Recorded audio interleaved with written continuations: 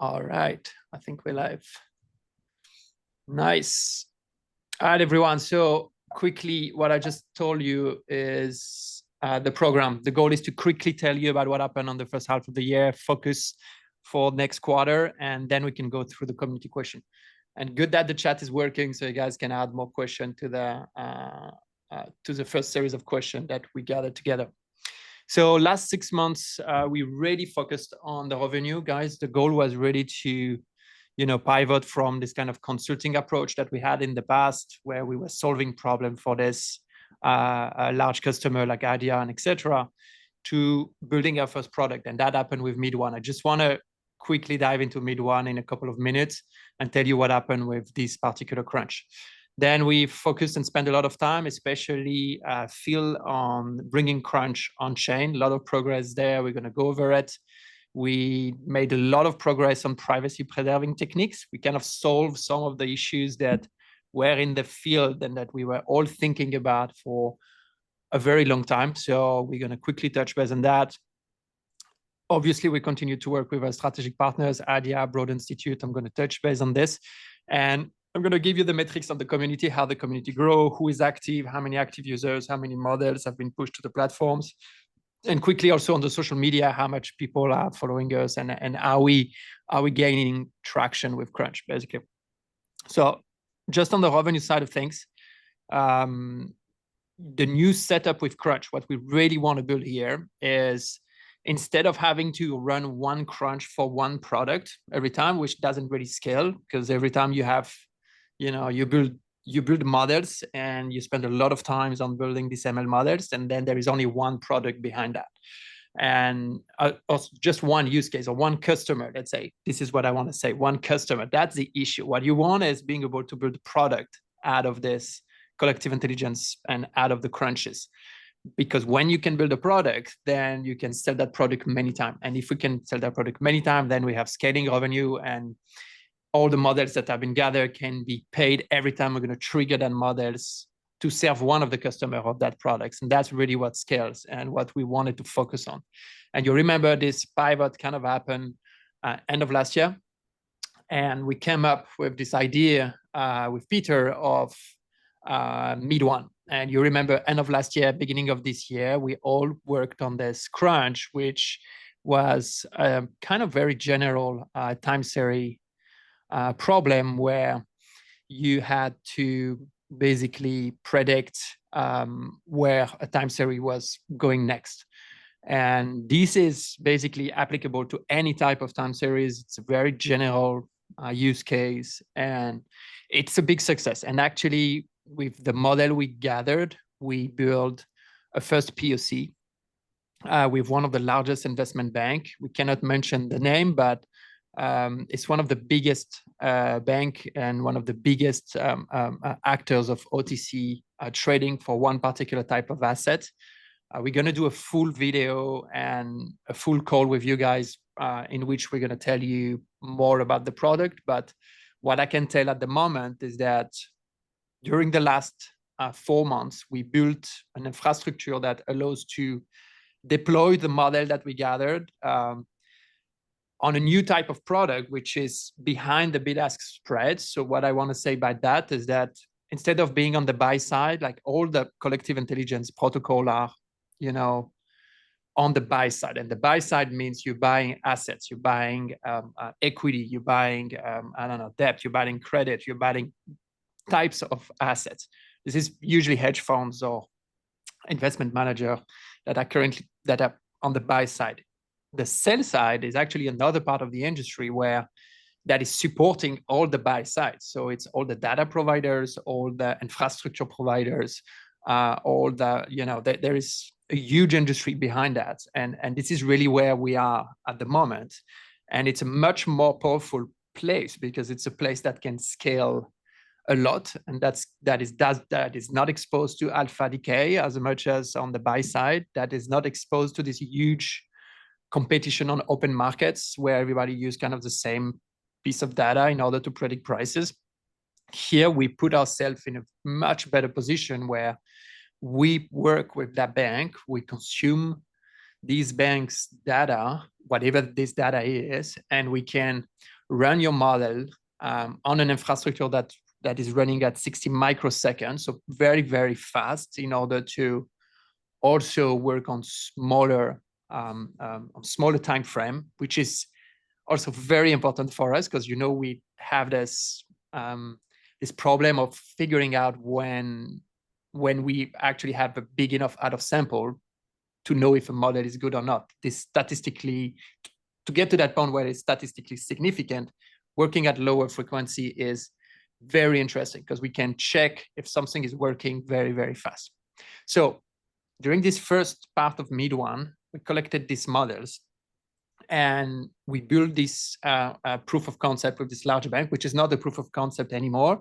It's in production. So we have this very large investment bank that is capable of leveraging Crunch in order to build a better pricing engine, and then is selling that price to his customers. So some customer want to place a big trade with a bank, they will be able to use that pricing engine that we all built together. So now that we went through that first phase to gather the model, make sure it works, have the first customer on it, we will be able to move forward with two things.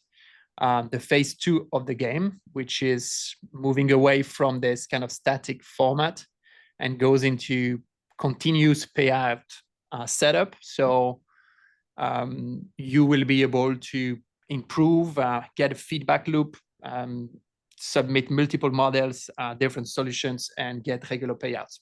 We're going to start with the traditional $120,000 fixed reward at the beginning, but the goal is to have growing reward with the number of customers that we're going to plug on top of that tool. Little detail is that we learned so much with the first gathering of models that we decided to create an updated version of the mid-watt game.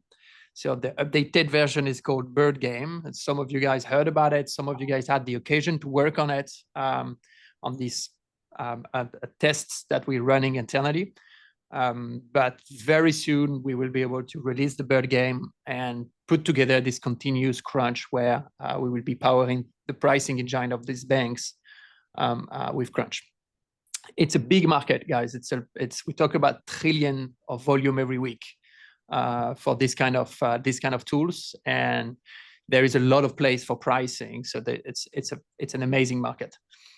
Yeah. Can I quickly jump in here before you go to the next slide? I mean, one of the things why the Bird Game and this thing took a bit, like it took a bit longer than we expected, is just the sheer amounts of data that's flowing through. Like it's almost it's hundreds of gigabytes a day that are going through the wires, and the thing, like Jean said, responds in 50 microseconds. So there was just like getting all of the right data feeds in, making sure that the data is clean, making sure that the system is as performance as it should be to give the crunchers the platform that they can really compete in. Was just it took longer than expected, and we also had roadblocks here and there to basically get the access to the data. Now everything is there, and the Bird Game will be launched imminently. Yeah. So that's a big achievement, guys.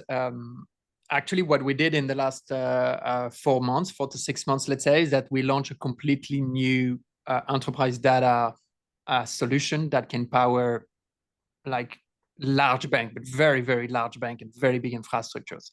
And knowing that this is powered by, by a community like us, I think is going to make a lot of noise. So we need to work a lot on PR.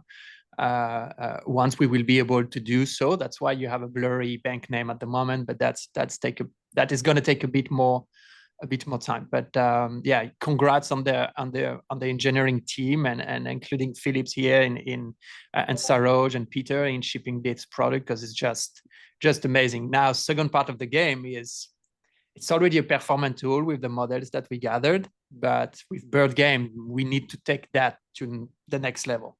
And make that product the leading solution and the best solution on that market, which I think is really, really feasible.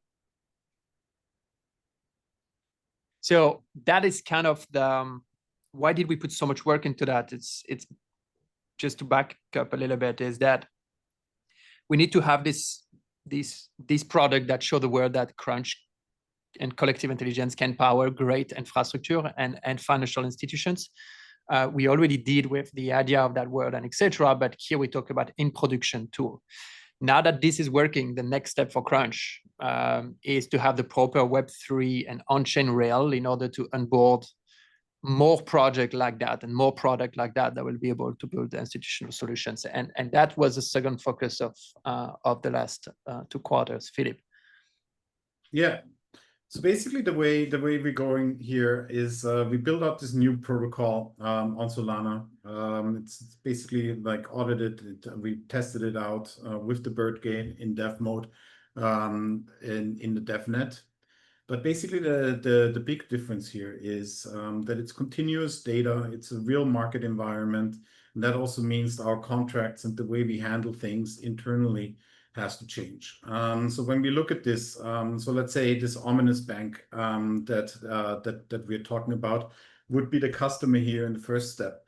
The customer pays for the services to a coordinator, and this is going to be a protocol. So initially we are the coordinator, but anybody later on can be a coordinator and start a coordination node to kind of build a game like the Bird game that we're going to launch very soon.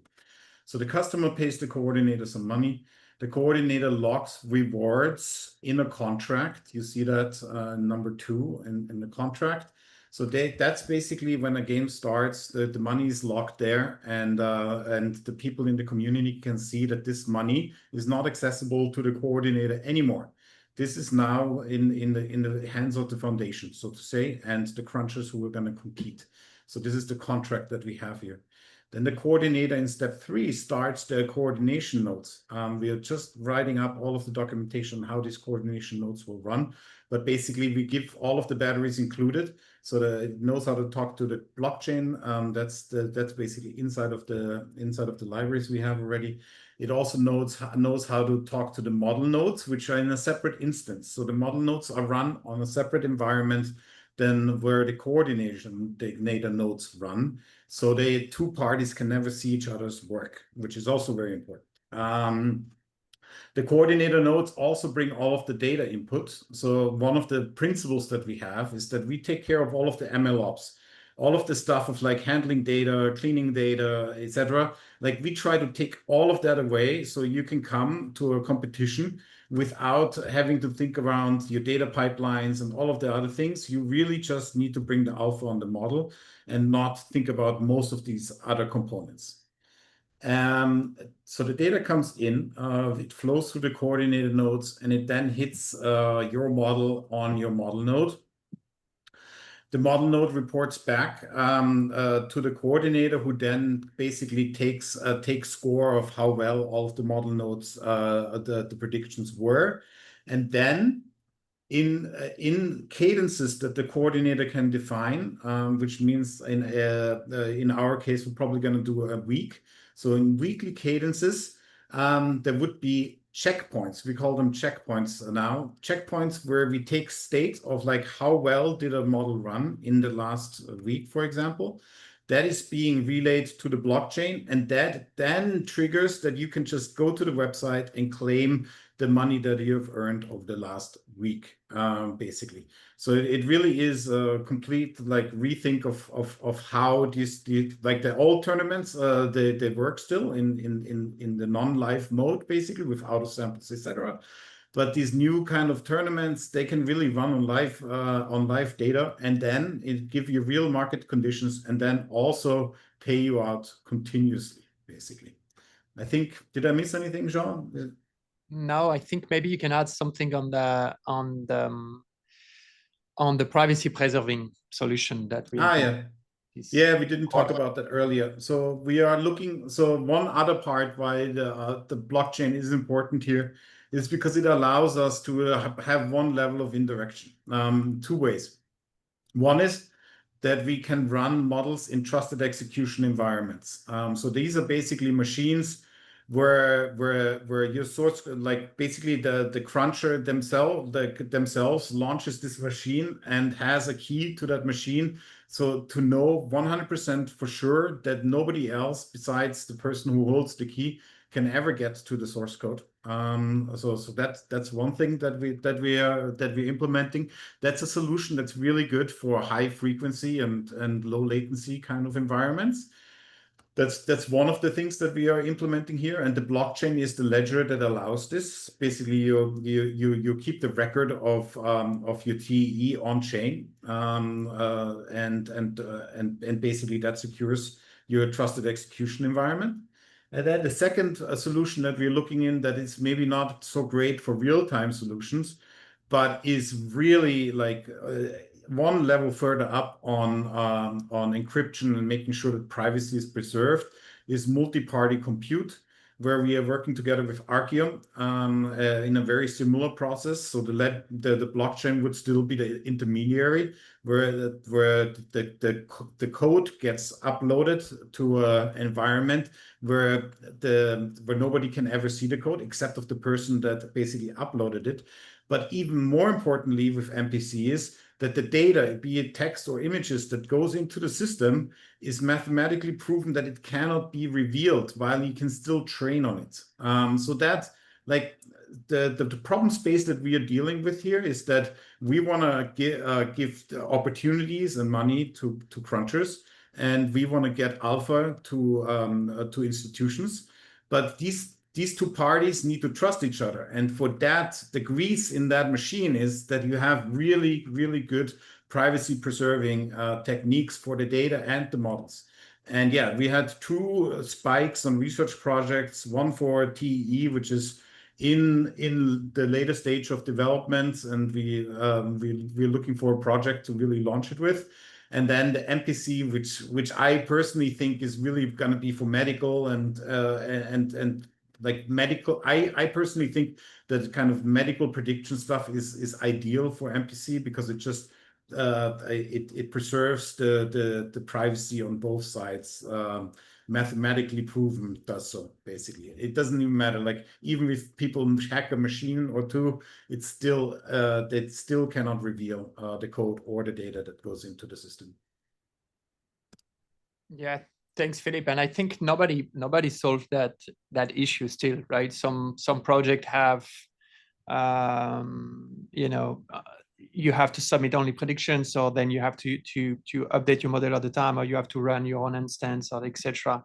There are solutions now that can work and that we are implementing that will finally enable what we wanted to do for a long time. I think we are there on the trusted execution environment already, and not far with the MPC. So in the coming months, hopefully we'll be able to implement this kind of solutions with the new games we have, and we're going to push or leave the coordinator the possibility to use that kind of solution. Maybe to add here, like our foundation kind of role is to give the coordinators, which will come, many different tools in the tool belt to not think about how do I do privacy preserving, etc. Like it should be super easy to launch a coordinator node, to instruct the rules of the games, and to get the privacy preserving tools that fit your requirements. And all of these requirements are going to be very different. So we need many different solutions in our tool belt here to help both sides. And guys, it's been I think we already mentioned the coordinators in the first quarter this year. This infrastructure was already conceived, discussed, then it get implemented now. But if there is products, and if you have ideas of things you want to build on top of Crunch that you believe that a community will solve better than any internal team, reach out to us, and eventually that could become a coordinator. In the coming months, we want to kind of select like the first coordinators, because we will be in a kind of a testing environment once we release on mainnet, Philipp.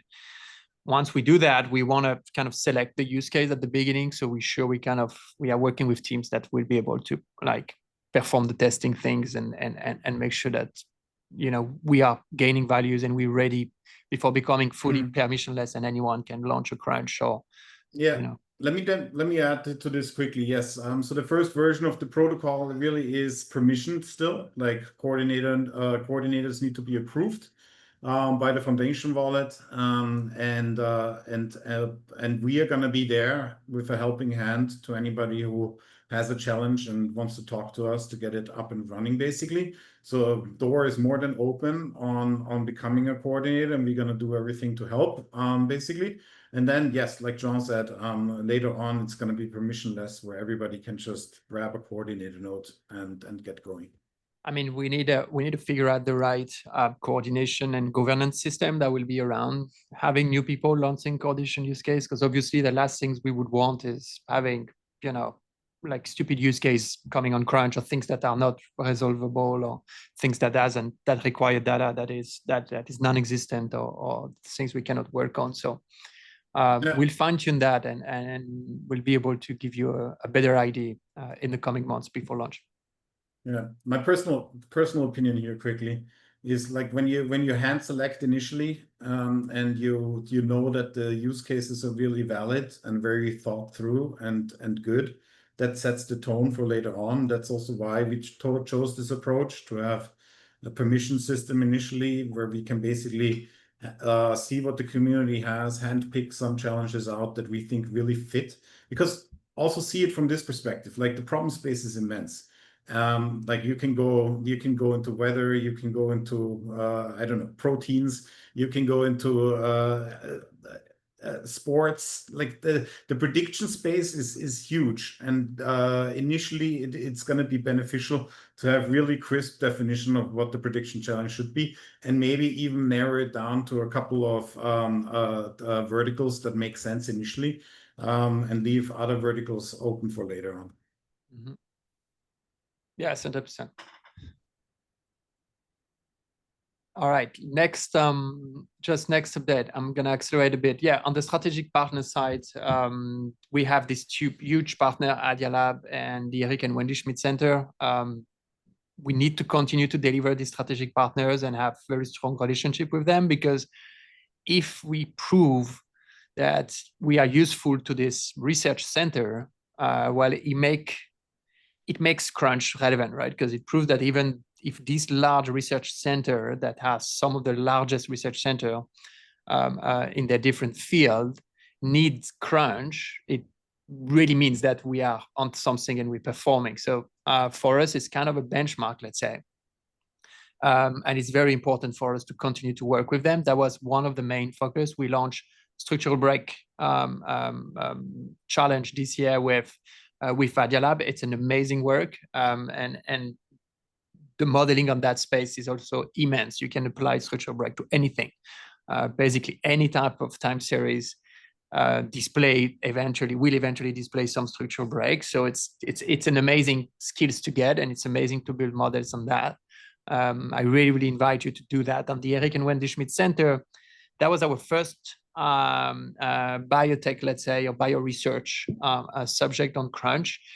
They gathered the predictions, and now they are in wet lab. So they're using our predictions in order to transform these theoretical experiments into a pragmatic experiments. And once they have the results of the wet lab study, that takes around 6 months in total, they will publish a research paper with their results. And so eventually here we will know how much Crunch made a difference in research for cancer.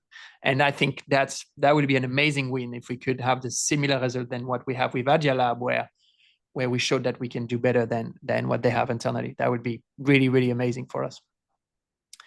Quickly on the KPIs that we're monitoring, how many models have been submitted? We have about 22,000 models have been submitted to Crunch at the moment. So what is great is to see that people are embracing the model features that have been developed last year a lot, instead of just submitting predictions. This is making a huge difference in the back, because we can run testing, we can run fixture data, we can verify if the models are deterministic or not. We can run things with higher frequencies and etc. It really accelerates the product life cycles of a community built project a lot. So also really encouraging, and we're really monitoring that. We can gather more models with the privacy preserving techniques. I hope we will be able to onboard all the community these times, and even people that were still reticent in sharing their model will be fully on board, because in that case, there is literally no way nobody looked at it. In terms of community growth, the community grew by twofold since last year. If you take June to June, we were 4,800 cruncher. We are almost 9,000 today. So that's great, but that's not what we really look at. What we really want to look at is how many people are actively pushing models. And what is good is that we kind of tripled the number of people that have been actively pushing to the platform, and that's a really, really good metric. We really want to kind of close that gap you see between these 2 points. So you may receive more email, and please, you're welcome in sharing what you're doing on Crunch and why it's beneficial, and to onboard more people in actually being active. So that's super important for us. All right, on the focus for the second half of the year, Philipp, maybe you want to start, because you'll be concerned a lot. Yeah. Yeah, on the one hand, it's getting the Solana protocol to mainnet. So this will be seen in whenever you see that the Bird game launches. That's basically the first instance that is running on Solana mainnet when it's in production on our website. Maybe just to add here too, like we made a lot of design decisions in this that were also hard to build. So basically, what the on-chain experience allows us is gives us all of the privacy preserving techniques and the continuous payouts that you can get. But we didn't want anybody to experience having to set up their own wallets and all of like having to understand crypto in and out basically. So the experience is going to be really quite seamless. We're going to create wallets in the back of of our product, which are basically your Crunch wallets. They're just going to be set up for you. You don't have to install anything. The money just goes into that wallet, and then you send it out from there to wherever you want, to your exchange, etc. So it really just gets out of the way. You don't have to sign transactions, and all of that stuff is handled on our end in the product experience already. More on that later when we actually launch it, but I'm quite sure people will really like it. And then we already have an audit of the current parts under the belt, but we need to do a full audit for the full protocol that will come out, where basically the coordinator nodes are totally decentralized and people can just onboard, and that we still have for this half of the year. But yeah, we are going full steam ahead on that. Next to that is the private beta coordinators. We are onboarding currently already. And yes, like John said, if you have ideas, then feel free to reach out to us and propose them. We can think them through with you. And we have documentation on how to get up and running as well. Almost ready, basically. We just need to brush it off a bit. Mm-hmm. And so once we have the Web3 rail and we can really launch the protocol on mainnet, it means that we will basically go to market on the Web3 side of things. So that's really our focus for the next quarter. Now that we have this main use case, we have designed the Web3 rails, we have this huge potential by launching new coordinator and new use cases. We already get quite some traction. We're already speaking to some teams for who is going to launch on Crunch. So please come up, and the goal is to really go to market with the protocol in the next half of the year. So if you have any comments, and we will spend some time in calls, and we will spend some time over many things together. It would be great to get your feedback and to continue to get feedback loops and get your opinion on things, so we can really fine tune things with your visions of Crunch protocol and other protocols that maybe you engage on. Yeah, one thought that just comes to my head is like the last half of the year was really just building the foundations of all of the things that we want to do, and we were heads down, like building this stuff out and thinking about. But it feels now like now, like in the coming months, we really need to engage, like communicate more of like what is the stuff that we have built, like we're doing right now, but then in the next sessions in more detail, get the feedback from the community in, and then have frequent meetings like this to really talk things through and share where the roadmap is taking us, basically. Yeah, 100%. And so the next sessions we have in mind will be up for the next game launched or bird game. That will need a full session with you guys that we will record. We want to do a session on the roadmap, especially for the Web3 things. We need to do a full session on that and really lay out the main milestones, and then protocol deep dive, I think, in understanding white paper, understanding the smart contracts, understanding how you can work on Crunch and build on Crunch, I think will be very valuable. All right, that's it. That's it for the first session. It's a bit longer than what we were expecting, but I think it's valuable to give you guys a perspective on this. And again, this is kind of an off sync with you guys. We didn't communicate on any of these things. We're gonna run some PRs and some big com on these different subjects in order to have everyone knows about that. But you're kind of first to hear about it. Thank you. Then let me jump into the few questions we have in the Slidos. All right. We have a lot, so maybe a lot of things. Okay, a lot of things. Let's go through it and let's try to keep it short, maybe. Number one was, what's the plan with bringing Crunch on chain? I think we kind of answered that already. Yeah, I think we answered it, and timeline here is that it's weeks, not months, that this will happen. Yes. What can I do with my Crunch tokens? So that's a question I can answer. We already answered this in the past. It's something that comes back a lot. And I understand why, because some of you guys are still holding the previous token that we were distributing as reward before. So this, for the moment, well, you can do whatever you want with it. But what I can tell you is that, and what we've been already saying in the past, is that we're going to use that to distribute when we're going to have a TG with Crunch. We're going to use it. And it's going to be in the points program as well. We're going to use it to distribute the new tokens for one-to-one. So you're going to get exactly the same amount, the same proportion than what you had before on your wallet, if you still have Crunch token on it. So if you sell it, let's say you sell it to someone else, this someone else is going to receive the new token when we're going to generate one. So that's really what you can do. You really have to wait for us to come with the new tokens. For the moment, there is nothing that Crunch fully supports, but you can still sell it to someone else if you want. That's you're totally free. But yeah, it's going to be a big part of the reorganization we did. The new tokenomics, the new smart contracts, and the new vision of Crunch that is going from, a vision where we're solving anyone's problems to a vision where we build products and we really try to scale an AI company that is building an AI product. Next question is, yeah, go ahead. I can take that one. Yeah, like you heard, like I think we answered it already. Anybody should reach out to us if they want to launch their own competition on Crunch.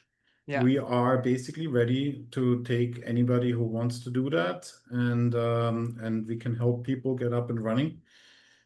It's just, it needs to fit what the current use cases are, and we just need to see that there's a good fit. But so we cannot promise it, but we're definitely gonna do our best to get anybody up and running here. Yeah. The next one is about Crunch token rug pull. So that's no, it's not a rug pull. There's still a team. There's still investors. We still have some of the best investor in Web3, and we are building a lot. I know it's been a long time since you've been since we stopped supporting the previous version, and I totally understand the frustration here. But hold on to it. The next stage of Crunch and the next steps at Crunch are gonna look at that, so you can really, get something out of this wait. What new tournament are coming up? So obviously Bird Game. Bird Game is really the biggest that's coming. Then we have others that I can't really talk about it yet, but it's always been something that we're keeping in mind. I think there is this the scaling of the number of competition we want to run at the same time is a big question. And that will be interesting to really get your opinion on that, like in how many crunch you can compete in parallel and still build quality is really what we keep in mind. I strongly believe that the ability of pushing the model inside trusted execution environment is going to make a big difference, because you don't have to run it every week, or you don't have to take care of it. It's basically a couple of weeks of work, push your model, it's inside the trusted execution environment. Then the protocol trigger your models every time we need new prediction. You can literally forget about it and you receive your reward. So that will help scaling.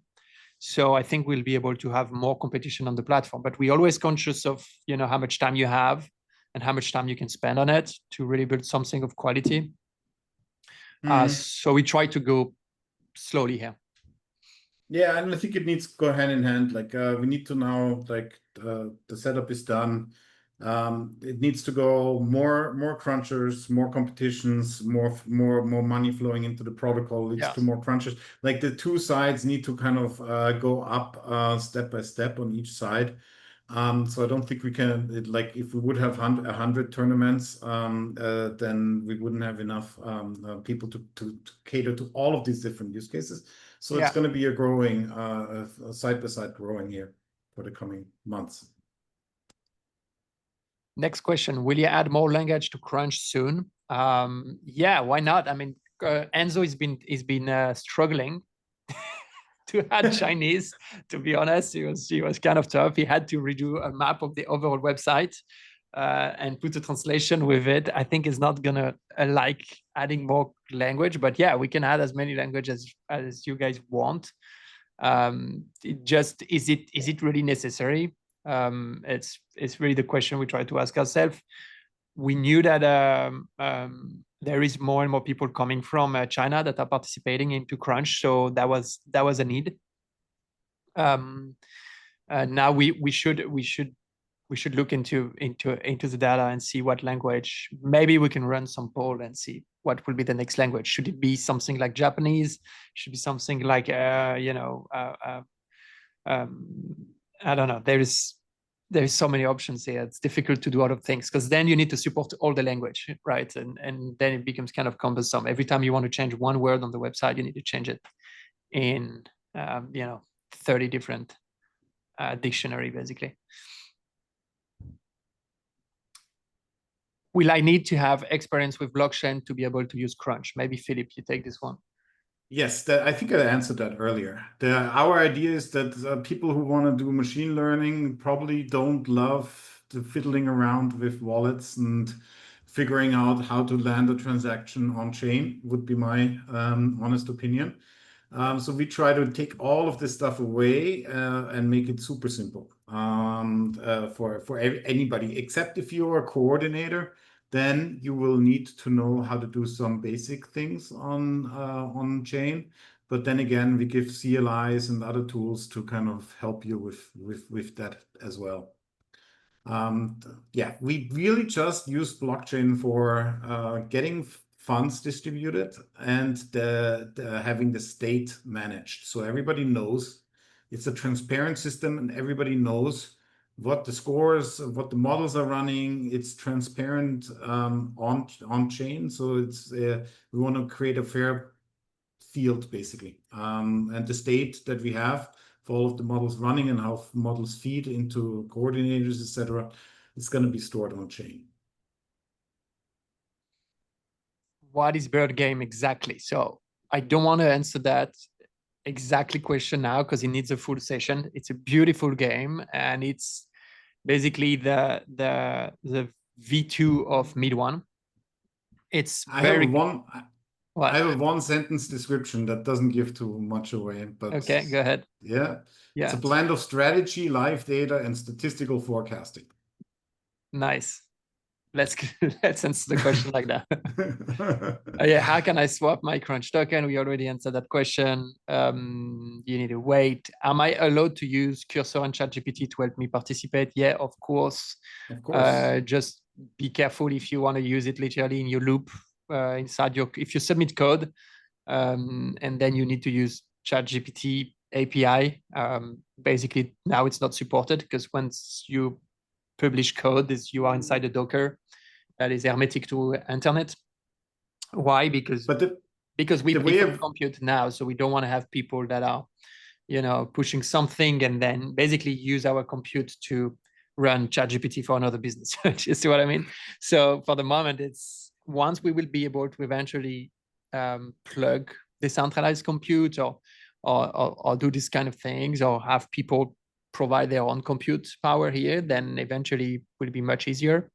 At the moment, you can to participate, but you cannot really push it inside the code because we cannot host a ChatGPT only for your need. The way I read the question, it's to write the actual code that they submit. Yeah. And that's, of course, they can do that. Yes. Of course, you still need to ask yourself the question: do I own the IP of what I am pushing? That's it. It's just you cannot push something from another hedge funds or something from a research company that you're not allowed to. Now, can you make sure of that with ChatGPT? I have no idea. That's a question I'm not able to answer.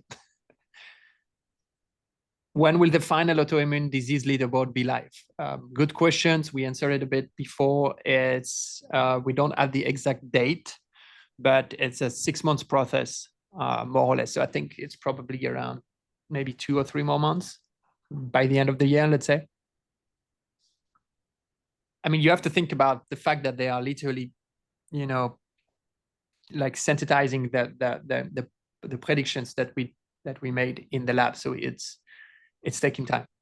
And then they also write paper around their results. So that also will take some time. So 6 months in total. Are you hiring new people for the team? Do you want to go ahead, Philipp, on that? No, currently we are not. No, we're not at the moment. Yeah, it's been a couple of months. We will look like now we're really heads down, like Philipp was saying. So we are good with the current team, but in the coming months with more coordinators and more things. I think the best way now to really participate in Crunch is a decentralized way. So build a coordinator or bring a customer with an ideas of something they want to build, and you can run the coordinator for them, help that company synchronize with Crunch. Could we have more quota both for running and submitting our model? Yes, we could. I think the quota now is resetting every week. It's the way we think about that is that it's a constraint that the customer are paying for. So let's say Adia Lab want to propose you that amount of compute. Well, they need to provide it. So we need to buy the compute and make sure that there is enough for you to run that. And often it's linked to the use case. So depend on the use case. For mid-one, for example, we talk about much lower frequency, and so often there is no need for more compute because you need to run in 20 milliseconds. So that's not needed. Now for computer vision crunch, like Broad Institute, I think we can definitely provide more. We'll ask for more for sure. Discord is not great. It lacks proper indexing and searching. The discourse feel like not properly used, and it doubled where information is located. I kind of agree on that. I think we can. There's a lot of progress we can still make on communication. The goal of the discourse were to have somewhere where we could have longer format discussion, but because we were lacking that in Discord, because like you say, it's not properly indexing and it's hard to search and discussions are kind of messy. So we felt that was a good way to complement some discussion that that don't happen on Discord. But I agree. I would love to get some advice, by the way, from that person. That'd be great to find a better way to do things. How do I participate as a team? Well, that's pretty simple. You literally have the functionality inside your dashboard. You can go into on the competition, then it's the last tab, I think, team. You can basically request people to join, or you can literally have an open team and let anyone join you. People will see that there is an open team and that you're looking for teammate. But look at the doc, there is a full explanation there. Will there be more challenge soon? We answer that. Will other programming language be supported one day, like R or Julia? Philipp, want to take that one? Yeah, well, I think Enzo just shipped R in the last days. Yes. I was amazed by the speed there. That was really well executed and very fast. So for the structural break challenge, that is shipped now, I think, or in the process of shipping. And then, yeah, Julia, I don't know if Julia would be as simple, or not as simple, but as effective, as efficiently done by Enzo. We would have to look into it, but R now is supported. Yeah, I think it's still on the test, but I think by next week, if things goes well, we should be able to announce it. We'll do a proper announcement for sure. Where can I learn more about CrunchDAO? Well, anywhere from LinkedIn to Twitter. I think Twitter is probably a very, very good place to follow us at the moment. We're going to try to communicate as much as possible there. And yeah, join the AMAs and read all the things that we're going to publish in the coming weeks and months. When is the next venture capital competition? Good question. We don't have plan to launch the next one at the moment, but super open. If there's something you want to work on, there's a data set you want to work on, or something you want to do, yeah, I'd love to talk about it. That would be a great coordinator. Will there be a competition similar in operation to DataCrunch equity for crypto or commodities? I think so. Yes, there will be. When is the next mid-one competition? Well, it's the bird game. Bird game, yeah. It's bird game. I think, like Philipp just said, it's a matter of week. So it's just that this game is powering something in production. Weeks. Add an S at the end, yeah. We're getting the feedback loops. We're getting that feedback loops from this customer, and it's really, we're learning a lot, and we don't want to release a game that will be obsolete because we figure out something that that we couldn't. So the month of August is a bit slower in these financial institutions. So unfortunately, we didn't gather as much as we could, as fast as we wanted. But in the coming weeks, and when we're gonna get into September, I think we'll be ready to launch. The worst things is releasing a game that then is gonna change every 2 weeks, right? That's really what we learned in the past, is that we don't wanna do that. Yeah, and we took a lot of time here, and like, fingers crossed, like, this is real market competition. This is different than what we have done, and it's more engaging and more interesting, I find, because there's a lot of data coming through. It's real-time data models, or not real time. It's data that was real time at one point, let's put it this way, and and you need to predict on it. It's a different level of, like, what happens when there's instability in the system. What if the feed goes down for a bit? All of these edge cases needed to be handled, and are now pretty well handled. But yeah, I really think that's a very interesting game that we are going to be launching, and it's intellectually, I think, quite challenging. There is a few questions in the live.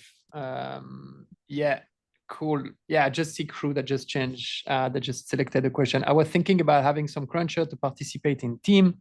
We are a team of only 3 mates on Structural Break Challenge, and we would love to welcome some cruncher in our team. World of Datacraft. Yeah, of course. Crunch is completely open. Please open a team, name it with your project name, and you'll receive. I guess you'll be able to receive new teammate. Now, how you organize your team and how you work together, it's something you'll have to figure out yourself. Only thing we can tell you is that the reward is split between all teams, all teammates. Other question, what about some partnership with other community like mine? Yeah, completely open. DGA, please reach out to us, come on the Discord, reach out to me, and I would love to see what we could do together. Crunch is completely open. We want to have this coordination layers that is just here that just spend a lot of time trying to organize these for financial institutions and for data AV processes. So I think we just want to share our learnings and share communities and build value for everyone, either it's on the community side or on the client side or on the data science community. So yes, please just reach out.